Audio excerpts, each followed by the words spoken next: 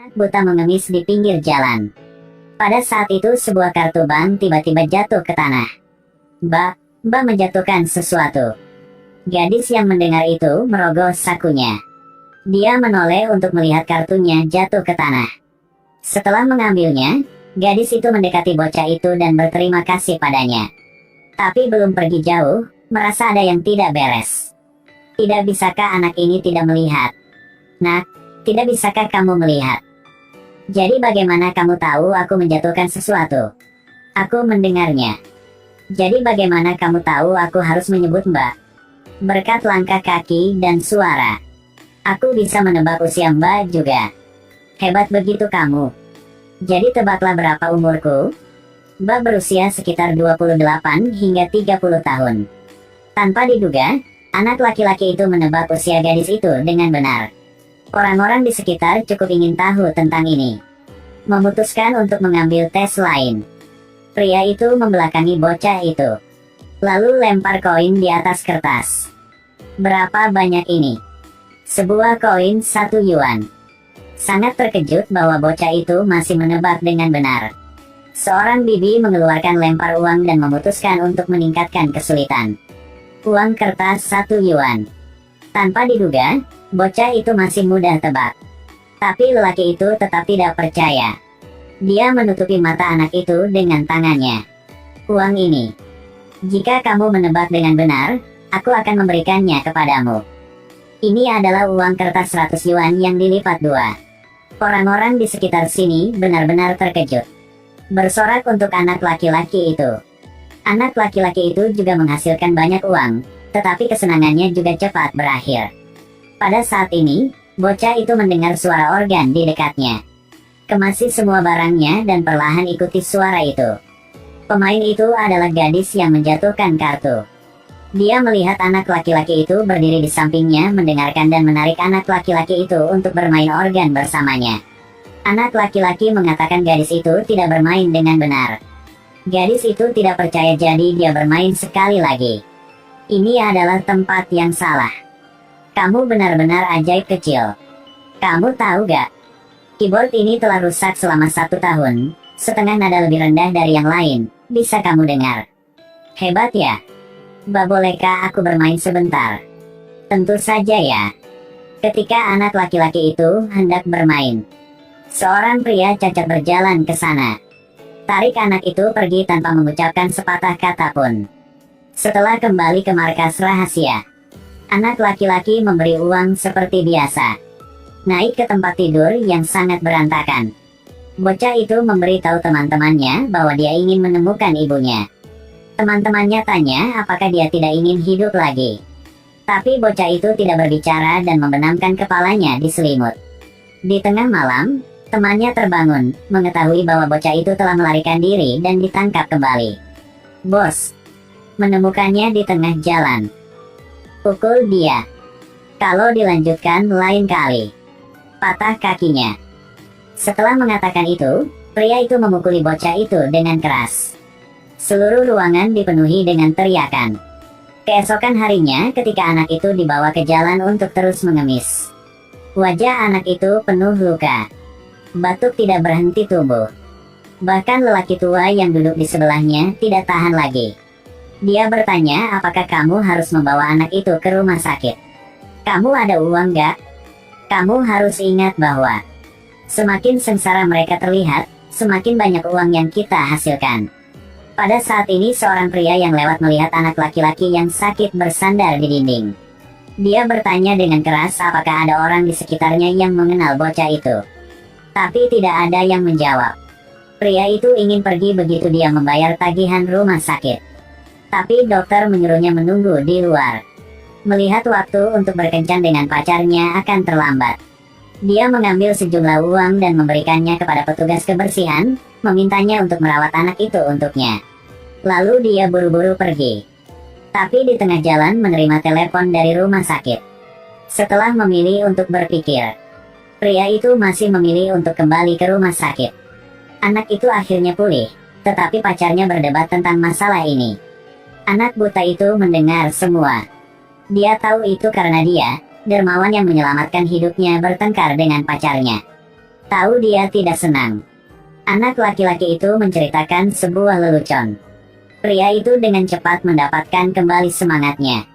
Tetapi ketika dia membawa bocah itu keluar dari rumah sakit, orang tua ini sudah menunggu di gerbang. Pria itu menemukan latar belakang pria tua itu tidak jelas. Memeluk anak laki-laki di sampingnya. Bertanya kepada bocah itu apakah dia mengenal lelaki tua ini. Tapi mungkin karena dia takut dipukul lawan. Anak laki-laki itu mengangguk tak berdaya. Meskipun pria itu sedikit curiga, tapi masih memberikan anak laki-laki itu kepada orang tua itu. Tapi ketika dia baru mengambil beberapa langkah, anak buta itu menangis. Mas, ada apa? Luka di badanku tidak wajar. Itu karena mereka pikuku. Orang tua itu berlari untuk merebut kembali anak itu. Melihat pria itu mengeluarkan teleponnya dan melaporkannya ke polisi, dia langsung kabur. Polisi berdasarkan alamat yang diberikan oleh bocah itu mulai menyelidiki.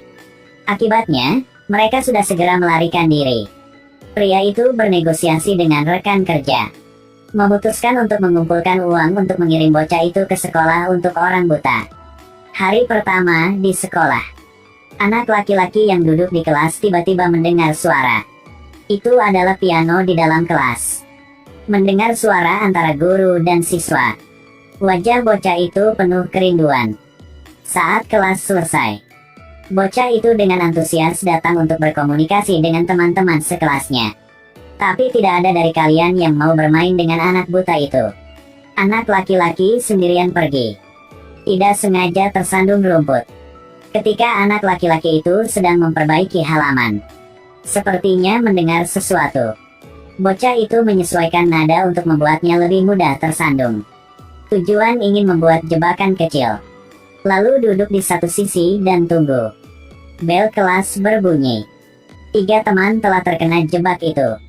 Telepon tersandung dan jatuh ke tanah. Anak laki-laki berkat kemampuan pendengarannya mengambil baterainya. Tiba malam. Asrama dengan bau kaki. Untuk mengajar pendatang baru, teman gendut meminta anak buta untuk mencuci semua kaos kaki untuk semua orang. Meskipun dia tidak mau, dia masih harus melakukannya. Ketika anak laki-laki itu membawa baskom berisi air ke toilet, anak laki-laki di sebelahnya muntah, lalu mengusir anak buta itu keluar. Anak laki-laki itu mengambil panci dan pergi untuk memberitahu teman gemuknya. Si perut besar itu bangkit untuk memeriksanya. Siapa sangka bocah buta itu melangkah maju dan mendorong lawan, lalu lempar kaos kaki busuk ke wajah seseorang. Kedua belah pihak mulai bertarung. Meskipun tubuh si perut besar lumayan gede, tapi 2 orang memukul 1 orang bukanlah lawannya. Sekarang anak buta itu menepuk 2 orang. Dikatakan bermain 1-1 dengan mereka. Bocah itu meminta temannya untuk menuangkan minuman ringan padanya. Lalu ambil sepatu si perut besar dan bergerak maju. Berdasarkan kemampuan pendengaran, bocah itu menguasai pertarungan. Menjadi bos baru di asrama. Meskipun itu semua direncanakan oleh bocah itu, tapi hanya karena dia ingin berteman dengan semua orang. Hari berikutnya bocah itu mengembalikan baterai untuk si perut besar. Dengan tulus meminta maaf kepada pihak lain. Si perut besar segera menganggapnya sebagai teman. Dia juga mengatakan untuk menunggu ayahnya membeli telepon baru. Dia akan memberikan telepon lama ini kepada anak itu untuk digunakan. Ini membuat anak itu sangat bahagia. Persahabatan antara anak-anak juga lebih dalam komunikasi. Hari itu anak buta itu sedang mencari teman. Mengatakan bahwa dia ingin keluar dan mencari uang untuk menemukan ibunya. Ternyata bocah itu sudah lama tidak melupakan ibunya. Bocah itu merasa bahwa ibunya pasti tidak akan melupakannya. Setelah mendengar ini, teman-temannya memutuskan untuk membantu bocah itu. Mereka suruh si perut besar menarik perhatian satpam. Kemudian mereka bertiga mengambil kesempatan untuk menyelinap keluar ke tempat anak laki-laki itu biasa mengemis, sambil mencari uang dan meminta informasi tentang ibu yang hilang. Bocah buta itu bahkan bekerja sebagai penyemir sepatu untuk mendapatkan uang. Pada saat ini, anak laki-laki itu mendengar suara tongkat yang familiar. Buru-buru lari. secara tidak sengaja menabrak seorang pria. Ketika bocah itu tertangkap, polisi bergegas ke sana. Tahan para pedagang manusia itu ke tanah. Ternyata polisi selalu diam-diam mengawasi anak buta itu.